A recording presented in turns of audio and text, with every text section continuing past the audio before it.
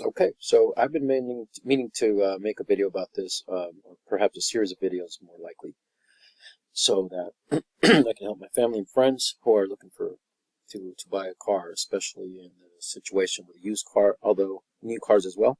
I hope these tips will come in handy. Just from a regular guy, I'm a teacher, I'm a dad, and been having to purchase vehicles recently with my kids in college and that sort of thing. So, and myself also, I was a victim of a dude ran a red light and T-boned my vehicle, and so I had to get out there and purchase a couple of cars. One that I passed on to my kids for college, and then for myself as well later on, and so on. And then later on, my wife needed a car too. So, um, car buying can be a very frustrating, and infuriating process. For me, the part that I hate about buying cars is haggling. It's not my thing. Some people live for that. That's great, and there'll still be some tips for you that can help. But one thing I won't give you tips about is haggling, and I will give you tips on how to avoid haggling, how to go in there with a price that you know, with even a secure price. And so I'll give you some websites that can help with that and other resources. So I'll start with this first idea of new versus used versus a lease. So I've never leased a car, so I'm not going to spend too much time on this either way.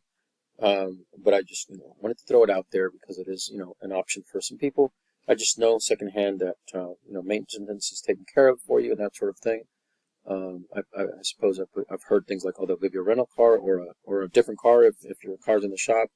Um, you know, the old way of thinking is like, well, you shouldn't rent, you should own a house. Well, it's 2023 and things have changed, and so it's not always necessarily the best idea to rent a house versus buying a house. There's perks to both, yes. And there's that long-term ownership and wealth that can possibly be built with a house ownership versus renting. Similar with a car, if you purchase a car, it's yours. And there's pros and cons to it, right? And if you lease it, you don't get to keep it, you don't get to sell it or pass it on to someone. But at the same time, there's definitely some perks if you are able to lease. I mean, it's definitely something I would encourage you to look into at least. Um, though myself, I've never gone into a lease. So this is Car and Driver. I just Googled like, car lease versus used and what have you. And they have this thing about loan and that sort of thing. But just Car and Driver has this thing about advantages of buying a used car. Main thing is depreciation, used versus new. A new car will depreciate so quickly, depending on the brand, depending on the make or brand. Toyota, Lexus, Ford, Chevy, and so on, Mitsubishi or what have you. So depending on the brand, as soon as you drive it off the lot, it's going to lose value. So just for being used, and that's not the case for every single time, and especially with this weird economy that we're in during COVID and all that. We saw how the car situation, buying anything, buying toilet paper, buying freaking a steak or gas or whatever, everything kind of changed and flipped on its, flipped around. And so, there's perks for buying a used car. Definitely the price is a big, big, big, big one right there. And so it's 2023, so a car from 2019 is great. A car from 2016 is probably going to be very, very good. And it's just whatever you're comfortable with, to where 5 years pass and it's like, oh, my car's now this old. Are you okay with that? Whatever you're comfortable with, whether it's something from the 1960s, 1980s, 2000s or what have you, versus something newer. There's definitely perks to something newer, depending on, like, especially with safety. If you're going for looks or whatever, of course, a classic car might be for you, or a classic truck. But again, if you're going to look for safety, if you want things like new stuff, stuff that's, in other words, so like, does your car have a cassette player? Does your car have an MP3 player? Does your car have a CD player? Or do you want Bluetooth? And you could go and later somewhere else take your older car and get a new stereo put in there with Bluetooth or what have you. So it's but if you really need certain things, then you want to make sure that they're working first of all. Might have a few dings and dents and whatever, but if you're comfortable with the seat and that sort of thing, there's some perks to buying a used car versus some of the disadvantages, of course, that you might not get with a new car. There's that sort of reliability on one hand, brand new cars may not be reliable. We don't know because they're brand new, especially if there's a refurbished, like rather, if the factory's kind of hit the reset button, like the new Tacoma or the new Honda this or Honda that or whatever. We don't know. There's no track record. Whereas in the old car, we have a lot of information about old cars that you can research. And so that's it for that. I hope that helps. So you can easily find a car depreciation calculator. And like I said, different makes and models will have a depreciation value. And so one of the reasons you want to buy not new, maybe used, is because, well, you've got to consider the depreciation value. Or on the other hand, you might want to buy new, but then with the thinking in mind that maybe I'll sell it in 3-4 years or so. But, well, how much will it lose value? How much value will it depreciate? Will it lose? So that's something to consider if you're thinking buy new and sell a little bit used. How much, is it going to lose a lot of its worth versus some models will keep a lot of their value. So here's Car Edge, and it says it's 100% free and that sort of thing. Sometimes you click on this and that, and they're like, oh, we need your email first or whatever. So let's just take a quick look at a Chevy, and we'll just choose a Chevy Blazer because they're kind of new. And let's say the vehicle's 2 years old.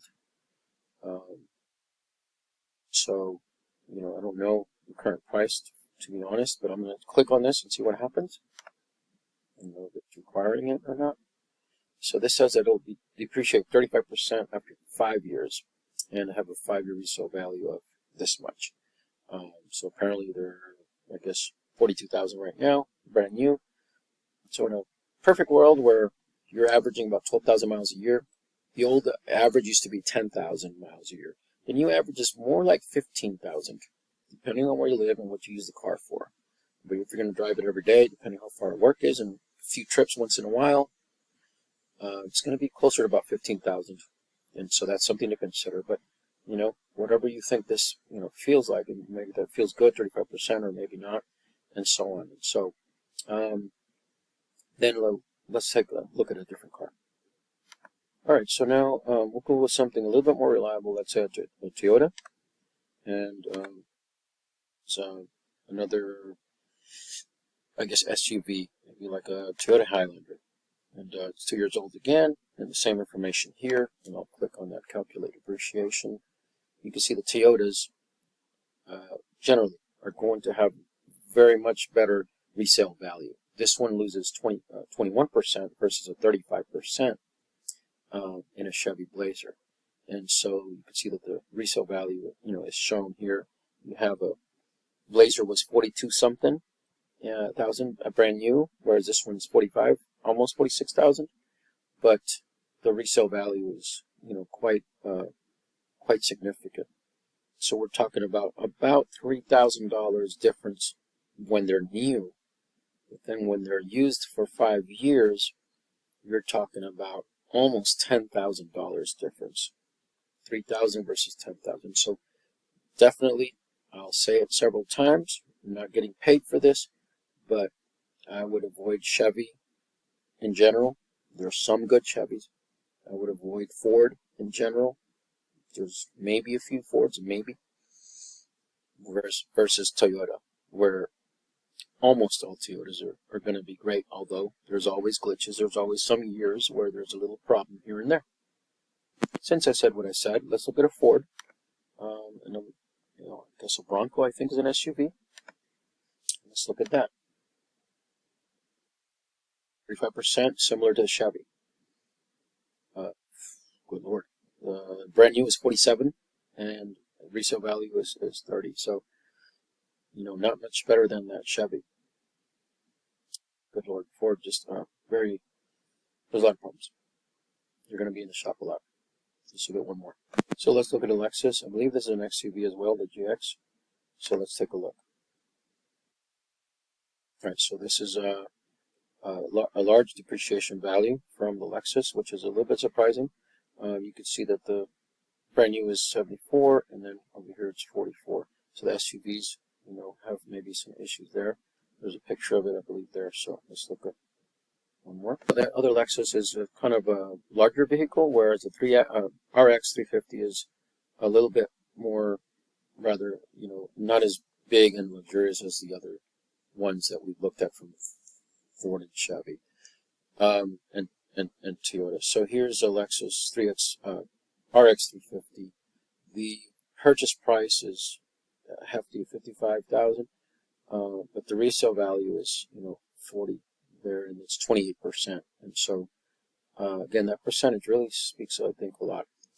And not just that, but these cars last a long time, generally speaking. So I'm a big fan of Toyota, Lexus, Mazda. I'm a school teacher, but there's cars out there that, yeah, they might even be luxury brands. Doesn't mean that they're good. Or in this case, they might be luxury brands, but they're accessible to the everyday person, because once they're used, they do lose, they do depreciate, and there are some opportunities out there to find some of these. Of course, you can't believe everything you see on TV, newspapers, radio, or Google. But nevertheless, I just Googled most reliable car brands, right? And so The Street, which is a reliable place, though they might be paid for advertising and so on. Nevertheless, they've got Toyota, 72 out of 100. Next is Lexus, as I mentioned.